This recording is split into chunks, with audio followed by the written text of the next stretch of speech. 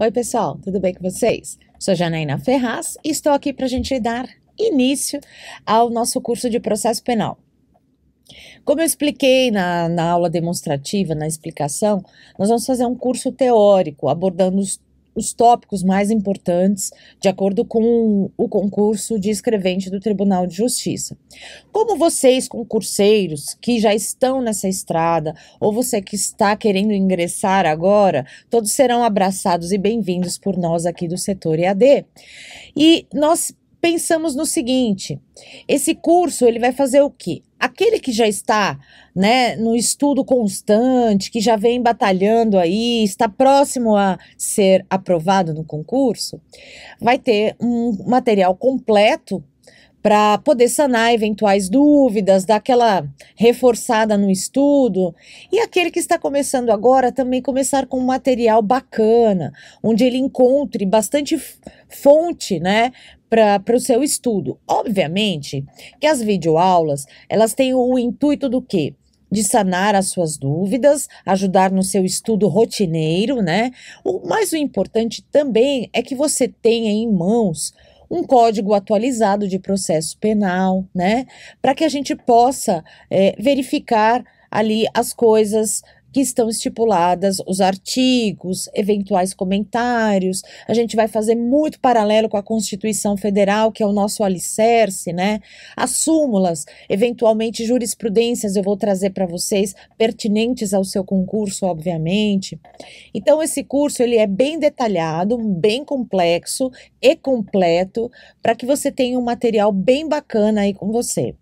E a partir daí é com você estudar bastante e à medida que surgirem as dúvidas, vocês entrem em contato com a gente através do site para que a gente possa ir sanando paulatinamente, para não ficar com nenhuma dúvida para a hora da prova, evidentemente, né? Então nós vamos começar falando do processo penal maravilhoso, para você que já está aí, muito do que eu vou falar você já ouviu, já estudou, já fez na prova, mas faz o seguinte, vamos combinar? Estuda, mesmo que tudo aquilo seja similar, isso significa, puxa vida, eu estou adquirindo conhecimento cada vez mais. É a mesma história, a filosofia de quando você assiste um filme pela segunda ou terceira vez, né? A sua assimilação, a sua atenção, a sua percepção acerca daquele filme muda completamente. E assim é um estudo, porque você está assistindo a videoaula. Então, a primeira vez que você assiste, fala, isso eu sei, isso eu sei, isso eu sei. Vou... Não, assiste com calma. Porque cada professor ou cada autor que você estudou já tem uma abordagem. E abordagens diferentes são interessantes para que você possa formar o seu conceito. Porque o estudar não é decorar, né? O estudar é assimilar e sedimentar o conhecimento para que você possa aplicar à medida que você se depara com a situação, né? Então, quando você se deparar numa situação, numa questão na sua prova sobre princípios que estão ligados também à Constituição Federal, você também está estudando a Constituição, você consegue fazer um link, né? Porque o direito é um todo, ele só é desmembrado em razão do tipo da matéria para ficar mais fácil e ficar tudo organizado em compartimentos, mas o direito é único, né? Então, nós vamos iniciar o nosso estudo do processo penal falando nada mais, nada menos do que os princípios.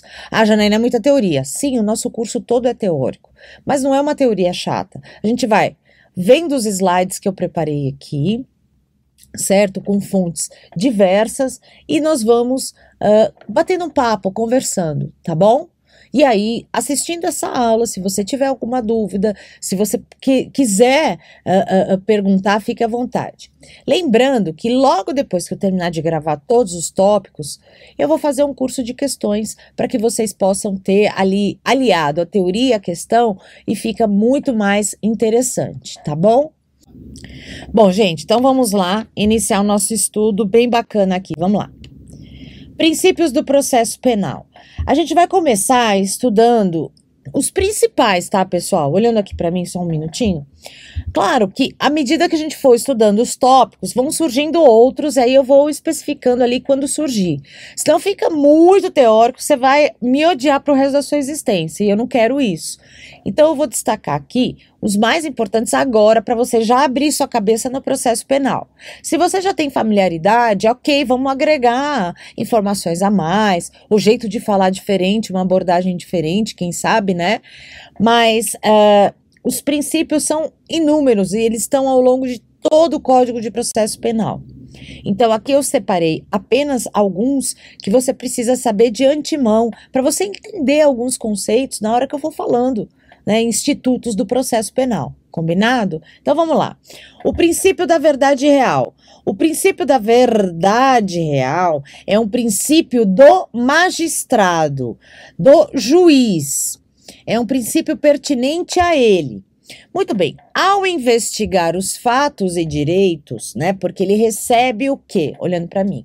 Vamos entender esse princípio sem precisar decorar nenhum conceito de autor e nada. Quando você lê aquele conceito, você já tem a ideia formada, né? Quando o juiz recebe o processo, ela virou uma ação penal, um processo penal.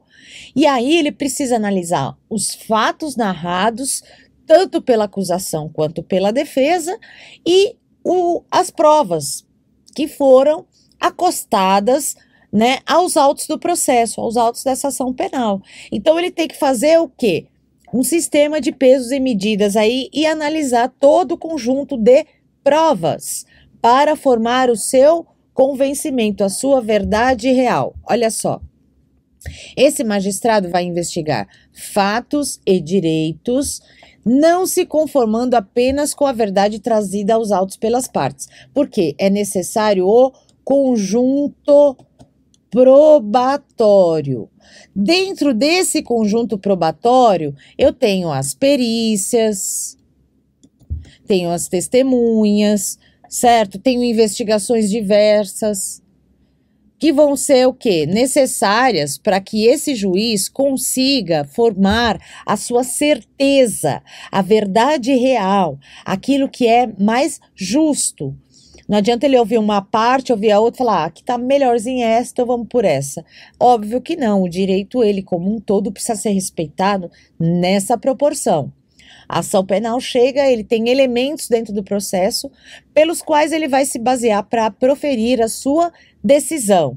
E o que é a verdade real, senão o convencimento dele acerca do fato trazido ao processo sobre a autoria, materialidade, etc. Né?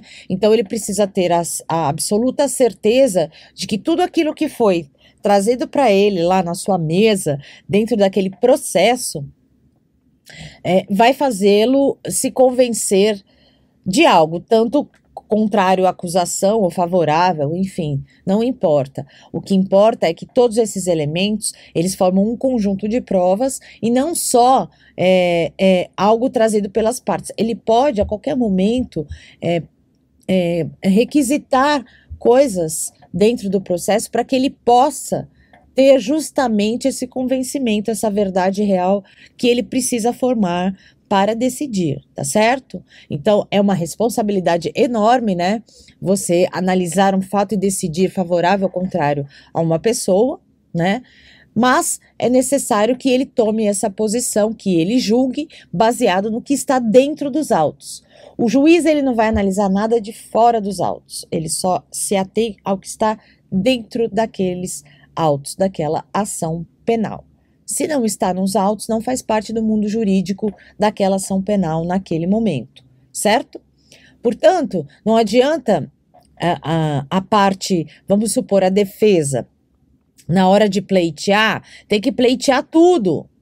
A acusação também, né? Porque ele vai analisar o que está pleiteado. Não adianta a pessoa querer uma atenuante ou uma agravante, dependendo da parte que ela está, se não foi postulada, fundamentada, argumentada dentro do processo. O juiz não vai dar porque ele quer, certo? Ele só se atém ao que está nos autos para decidir, ok? Muito bem, então esse é o princípio da verdade real. São aqueles princípios relacionados ao processo, à ação penal, em que o juiz precisa ter a certeza para proferir a sua decisão. E não se conformando apenas, pessoal, com aquilo que as partes trouxeram no processo. Ele pode sim requisitar informações diferentes investigações diferentes para formar esse convencimento, ok? Muito bem. O próximo princípio é o princípio da legalidade. Esse, pessoal, ele está em qualquer ramo do direito. O princípio da legalidade é um dos princípios mais importantes do direito como um todo. No tocante ao processo penal, significa dizer, relacionado a ele, que os órgãos incumbidos de promoverem a persecução penal, ou seja, de darem andamento à ação penal, a fazerem todos os atos do processo penal, não podem utilizar-se de poderes discricionários para apreciar a convivência e oportunidade da instauração do processo ou do inquérito. Olhando para mim, significa dizer o quê? Que o princípio da legalidade, assim como em qualquer ramo do direito, deve se ater ao que está na lei. O processo penal, diferente, a ação penal, diferente do inquérito policial, que nós vamos estudar logo mais, a ação penal, ela precisa ter etapas obrigatoriamente cumpridas de acordo com a lei. É o processo que vai adotar, de acordo com o crime, um procedimento. Esse procedimento pode ser mais complexo ou menos complexo, depende do crime que foi praticado. E dentro desse processo penal, há que se respeitar acusação, defesa, juiz, todo mundo, uma ordem obrigatória, ou seja, essa sequência precisa ser respeitada de acordo com a lei. Não pode o juiz fazer ao seu bel prazer a ação penal andar como ele gostaria, como ele quer ou como ele deseja. Não, ele precisa respeitar o que está na lei. Então o crime é um crime comum que segue o rito ordinário, que é o rito mais comum. Então ele precisa seguir à risca esse rito, de acordo com o que a lei estipula como sequência de atos, né? No inquérito policial, lá na fase administrativa, o que acontece?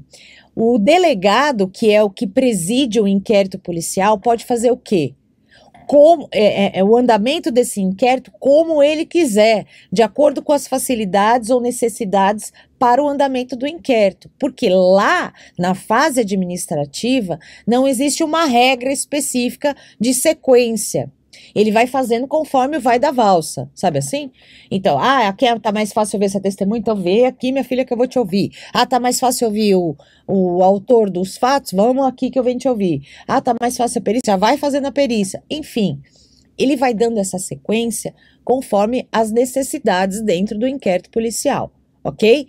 Já na ação penal, nós acabamos de ver que precisa ser uma ordem respeitada e essa ordem está na lei. Então, o princípio da legalidade vigora no inquérito policial, claro, mas tem que respeitar o que está na lei, mas no caso da ação penal, o magistrado e as partes precisam respeitar a sequência do que está na lei, na ordem dos atos processuais, não podendo nenhuma das autoridades envolvidas aplicarem atos discricionários ou abusivos dentro dessa ação penal, para não prejudicar ou beneficiar quaisquer das partes, certo?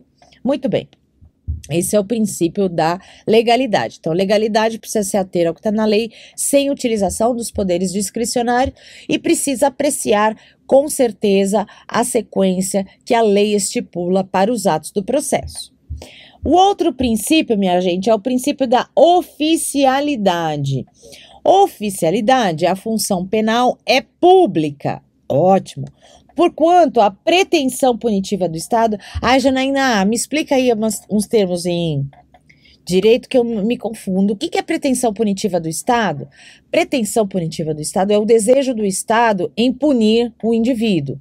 Esse desejo não é, eu quero punir você. Não, é baseado em fatos e direitos, certo? A persecução penal, ela só vai existir se tiver elementos para que ela se inicie.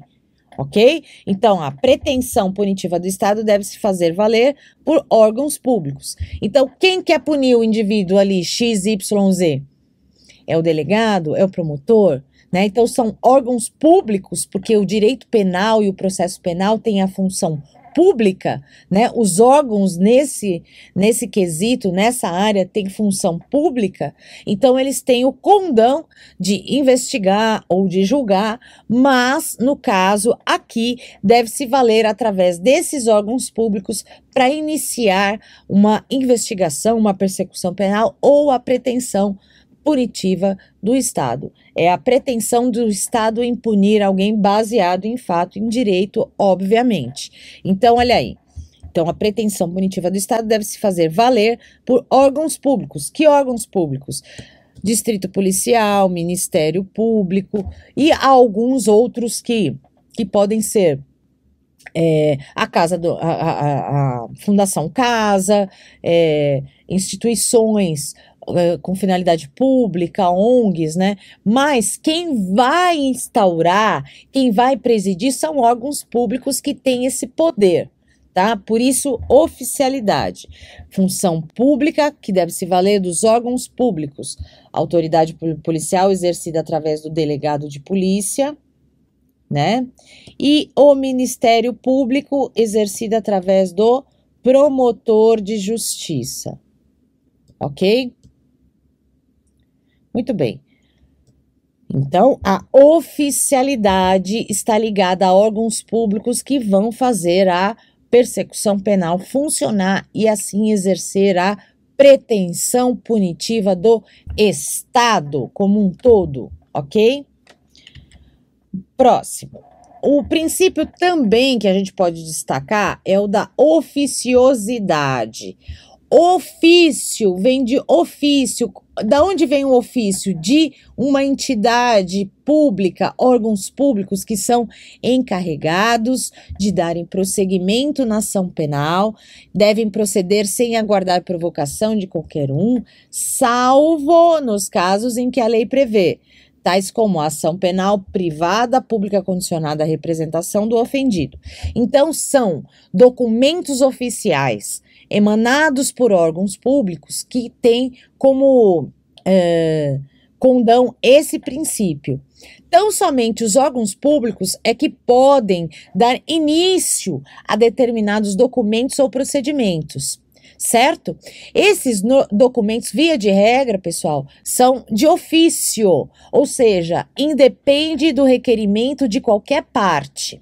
Agora, a lei também diz que tem sim a motivação das partes para dar início, no exemplo aqui que eu coloquei, no caso das ações penais de natureza pública condicionada à representação ou as de natureza privada, que são aquelas em que o particular vai movê-las. Certo?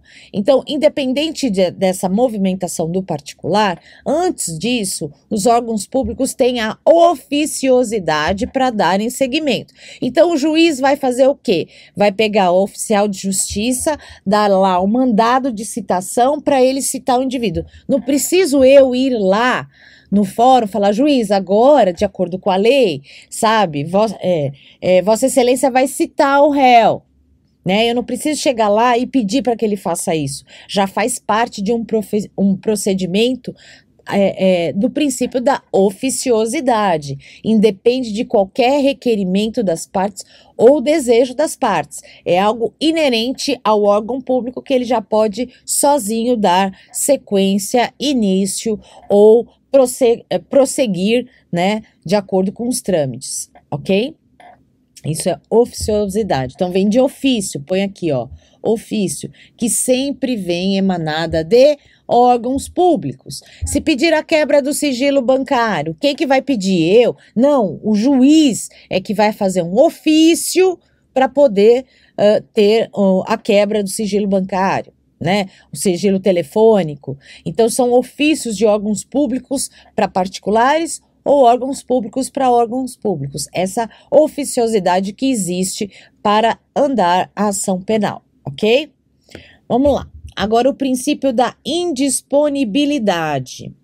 Indisponibilidade. Atenção, o direito, ele às vezes, na palavra, ele já te diz mais ou menos a essência da coisa, basta você pegar o sentido.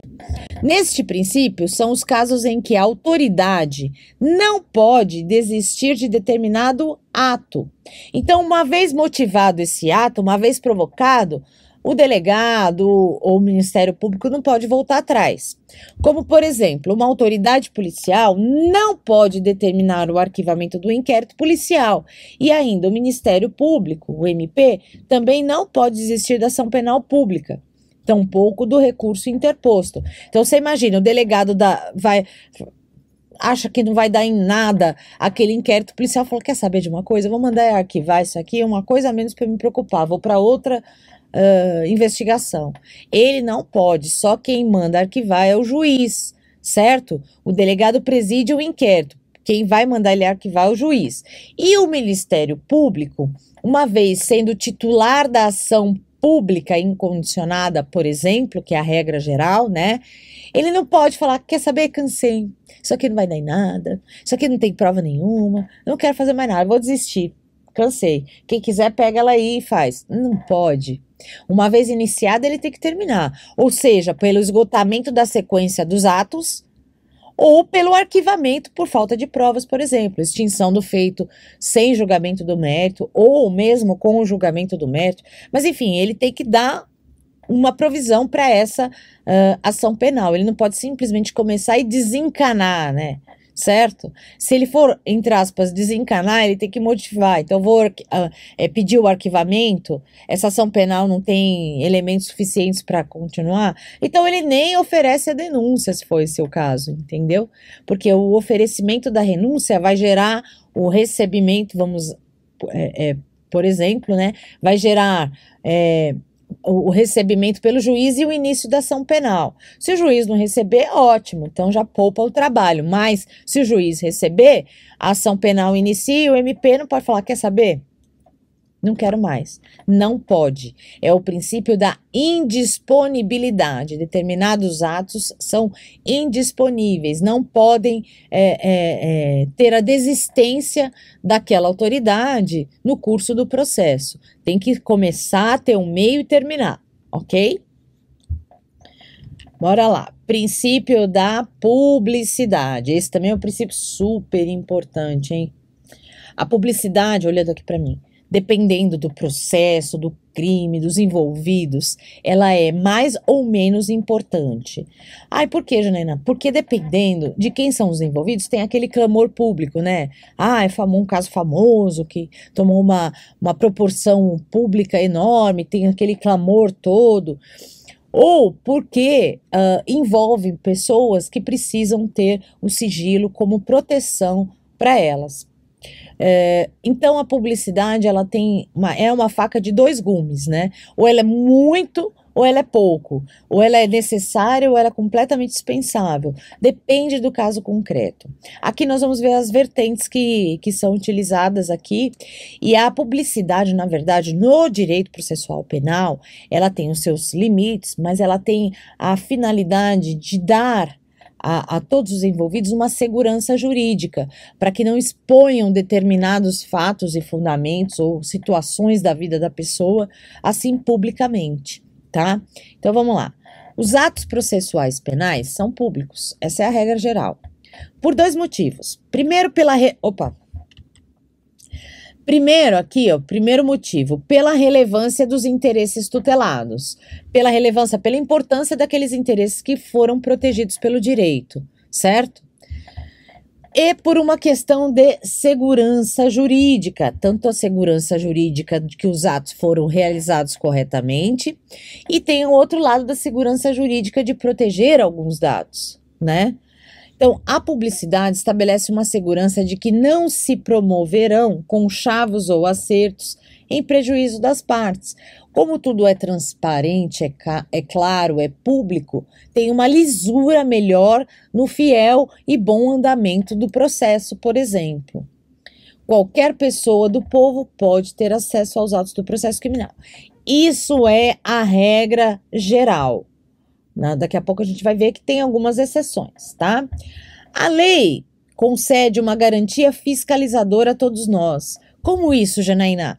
A lei, ela fala assim pra gente, olha, ô cidadão, você tem direito a muita coisa que você não sabe, inclusive fiscalizar o poder judiciário, olhando o processo para ver se está tudo dentro da lei. Óbvio que o leigo, ele não vai saber nem como fiscalizar, mas ele pode ir lá olhar, certo? O fórum é público, a audiência é pública e muitos dos atos do processo são públicos. A maioria. Se o indivíduo comum, comum no sentido que não está ligado ao direito, mas ele quer assistir uma audiência porque ele quer saber como funcionam os atos, ele pode entrar no fórum, verificar uma sala onde está ocorrendo uma audiência, sentar lá e acompanhar, sem qualquer problema, certo?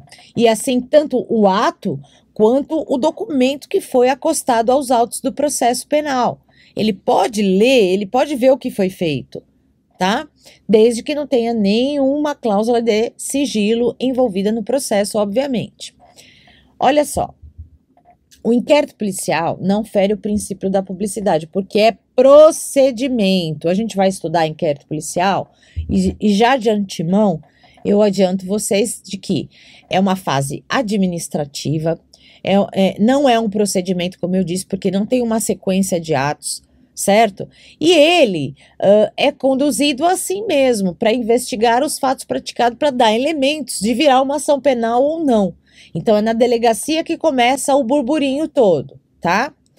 Então, ele não é um processo. É um procedimento administrativo que não tem uma regra específica na sua sequência.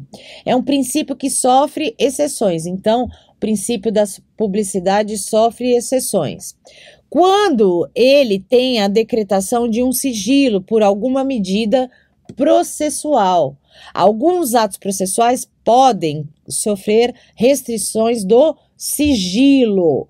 Então, alguns atos podem ser sigilosos, ter excepcionalmente medidas sigilosas e que somente, atenção, algumas pessoas têm acesso e alguns atos são restritos. Alguns atos são restritos, não é um processo inteiro, tá? Então, por exemplo, o juiz decreta a quebra do sigilo bancário. Aí você vai lá para ver o que o cara tem no banco? Não, não é assim que funciona. A quebra do sigilo bancário é a quebra para as partes dentro do processo, as autoridades envolvidas, e não para qualquer do povo, certo? Um ato, um processo que não envolva tais situações, eles são completamente públicos. Mas a partir do momento que envolve dados pessoais, informações mais complexas, aí há necessidade do juiz decretar esta quebra do sigilo para a sua investigação, para o seu convencimento, para a sua verdade real, e aí ele precisa preservar isso, porque não é um dado que pode ser colocado na net, certo? Então aqui é um exemplo da exceção da quebra do sigilo bancário e, portanto, do princípio da publicidade, tá bom? Então, vamos lá. Então, ela tem essas questões aí. Mais para frente eu vou falar mais um pouquinho dela. Algumas situações vão envolver ainda um princípio da publicidade. Tem artigos que são expressamente no tocante a isso, tá bom? E aí nós temos um outro princípio também, que é bem debatido, é bem falado, que é esse trio aqui, na verdade. Eu vou falar rapidamente, que vocês vão conhecer. É o indúbio pro réu, o indúbio pro societate e o favor rei. Eu vou encerrar esse bloquinho para não ficar capenga, nem explicação de qualquer jeito, e o nosso bate-papo ser mais interessante. Então, eu vou fechar esse bloquinho aqui, e agora, no próximo bloco, nossa próxima aula, eu começo daqui com vocês, tá bom? Sou Janaína Ferraz e espero vocês na nossa próxima aula. Um beijo e tchau, tchau, pessoal!